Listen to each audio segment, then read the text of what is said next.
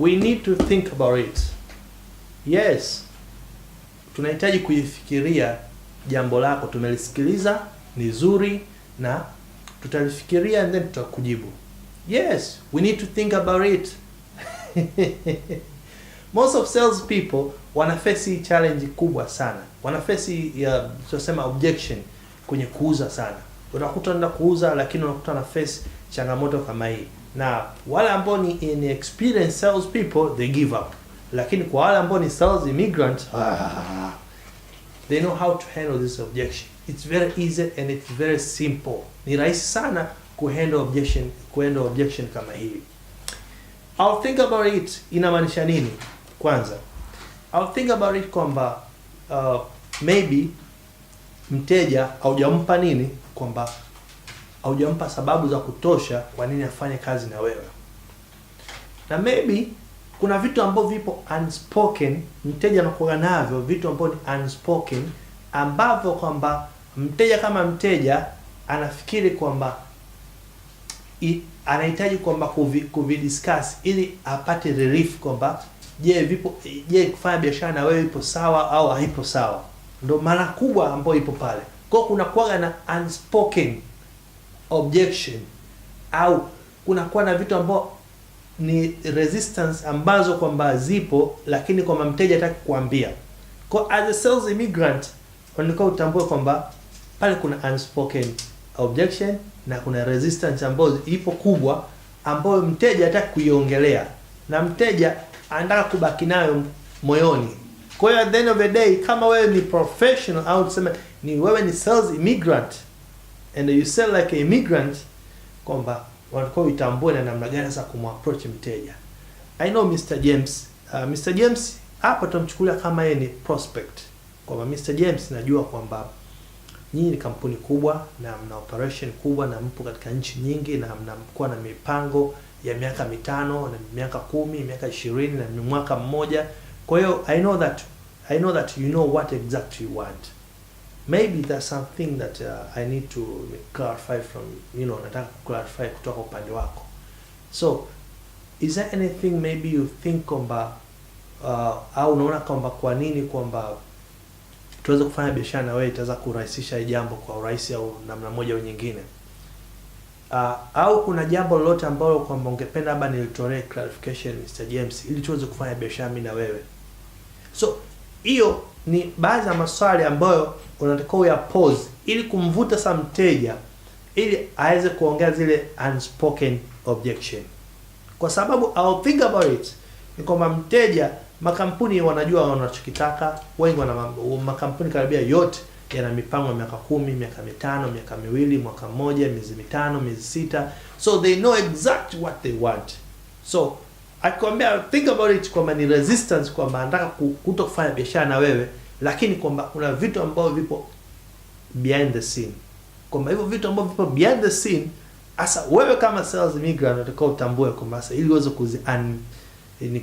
kuzifungua hizo unspoken objection kwa kuuliza maswali kwamba maybe product zetu kwamba feature zake na benefit kwamba zake kwamba unavyoziona kwamba namna gani impact ambayo unaiona kwamba zitasaidia vipi, kwamba unaonaje kwamba zitasaidia kiasi gani kampuni yako kwamba kuongeza mauzo na pia kuipeka kampuni yako kwenye level nyingine. World Sales Conference is back. Yes, is back. Yes, is back 2018 here at Julius Nyerere International Convention Center. This is a venue that World Sales Conference 2018, more than 1,200 people, they are going to fill this venue. More than 20 speakers from more than 20 countries, they are going to come to present at this beautiful stage. Victor Antonio, Dr. Wala Kinyemi, Richard Mobley, Oscar from South Africa, Oscar Otumei, Richard Mover, and many other speakers. All of them, they're coming to fill this venue. Now, what are you waiting for? You need to go to our website, www.mikonospeakers.com, and then download your ticket. Ticket now is under pre-sale. So if you are coming now to buy your ticket, you get it at discount rate. Or you can dial +255 717 109 362. Or you can email us sales@mikonospeakers.com. @mikonospeakers.com. Ni maswali ambayo nilikuwa ya develop ili kwamba mfanye mteja akawa nini, akaweza ku reveal vitu ambavyo hajaviongea, vitu ambavyo hataki kuviongea. So at the end of the day mteja ataanza kuelezea kwamba maybe I don't trust you, so you need to work hard kwamba kuweza ku build trust kwa mteja. Na unajua kwamba tushaongelea kwamba swala namna kujenga trust kwa mteja. Kwa you need kwamba to work hard kwamba kuweza kujenga trust. Maybe kuna unspoken objection about labda I don't like you, kwamba hiyo ni jambo lingine. So you need to create na kutengeneza mazingira ya mteja akakunini, akakulike. Lakini pia kingine kwamba ana mtu mwingine ambaye ni ndugu yake ana provide the same service kwao. Kwa hiyo maybe they don't want your service, so they have other suppliers. So at the end of the day kwamba kwa sababu hizi unspoken objection kwamba zinakusababisha wewe mteja kwamba kutofanya biashara na wewe, au maybe competitor bei yako wewe ni ghali, and then mteja akaresist kwa kutumia form ya namna hiyo kwamba I'll think about it, sound great but I'll think about it and I'll come back to you. So wewe kama wewe kwamba uwezekana kwamba zikawa ni moja ya vitu ambavyo unspoken kwamba niyo kwamba client you don't trust you, maybe kuna competitor, maybe kuna ndugu ambaye ana provide huduma pale and they don't want to change, or sister company na provide the same service pale kwamba they don't want to tell you, and maybe inawezekana kwamba ni kwamba ni just bei ni ghali sana, mteja hujampatia value, akaona value, kwa kuna ana resist kwa namna hiyo. Kwa kama sales immigrant kwamba ujue namna gani ya kufungua huo nini hiyo kind of objection na kuifungua vizuri kwa kutumia nini, kwamba maswali, na pia uweze kujua ni sababu gani kwa nini mteja hataki nini. I know that your company is one of the leading company in the world, and you have been operating in more than 50 countries, and you know exactly what you want. But when you say that you are going to think about it, it means that there's something maybe is not clear. So can we make it clear maybe here, maybe before we left your office?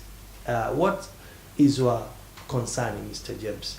And then mteja atakuelezea, kwa sababu they know exactly what they want. I hope kwamba upata kujifunza vizuri na upata kuelewa hii namna kuhandle hii objection ya I'll think about it, na utaifanyia kazi, na endapo utakuwa na face utakuwa unatumia trick kama hizi kuweza kuhandle hii objection. Na usisahau kwamba Mikono Speakers tuna mkutano wa World Sales Conference ambao unakuja 2018. Tutakuwa na our main speaker Victor Antonio, Dr. Wala Kinyen, Pepe Minambo, Richard Muvle, Oscar na wengine wengi kutoka nchi zaidi ya 20 watapata kuja na kukusanyika hapa Dar es Salaam kwa audience ya watu zaidi ya 1200. Unasubiri nini?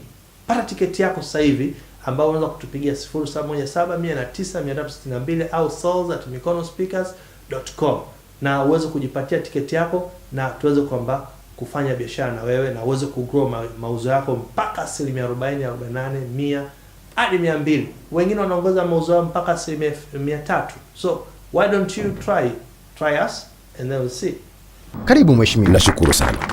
Jamani, kampuni haiendi vizuri. Mwaka jana tumeshindwa kabisa kufikia malengo tuliyoweka. Hata momentum ya timu imepungua sana. Naomba tupate ufumbuzi wa hili kwa sababu sitaki tufeli tena mwaka huu. Mheshimiwa, mimi nina wazo. Nafikiri wafanyakazi wote tunahitaji training ili tuongeze mauzo kwa asilimia zaidi ya 40, ufanisi wa kazi na momentum ya management. Okay, nafikiri ni wazo zuri. Baada ya kufahamu dunia inataka nini, Mikono Speakers International tumejitokeza kuokoa makampuni mengi kwa kuanzisha utaratibu wa kutoa mafunzo katika makampuni na taasisi mbalimbali ili kuwawezesha wafanyakazi na kampuni kwa ujumla kuendana na kasi ya sasa na mapinduzi ya viwanda.